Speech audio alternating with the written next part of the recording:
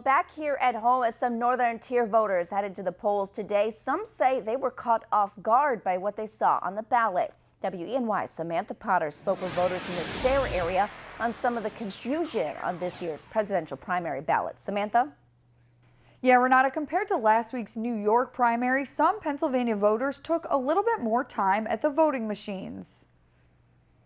For Sayre area native Eva Wade, voting in elections has become like a religion. I have voted every day, every time the election has rolled around since I was 21 back in the 1970s.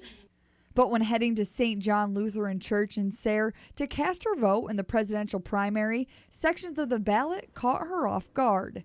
As a registered Democrat, when asked to select up to 5 delegates, gender played a role. It asks for us to select 3 males and 2 females, which brings up the whole another issue of gender differentiation. But on the Republican ballot, voters can select 3 candidates with no gender restrictions. However, Republican delegates aren't pledged to a specific candidate, meaning if voters nominate, let's say, John Kasich, a Republican delegate could go to the Republican National Convention and support Donald Trump. Where the Democratic delegate nominees do have a candidate they've pledged support to. These are some of the changes that need to be looked into in elections all across the board. Eva's sister Vicki traveled across the border from New York to see what voting looked like in Pennsylvania.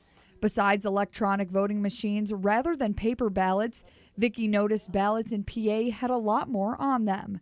For example, voting on propositions, like a proposed constitutional amendment for mandatory judicial retirement age or abolishing the Philadelphia traffic court.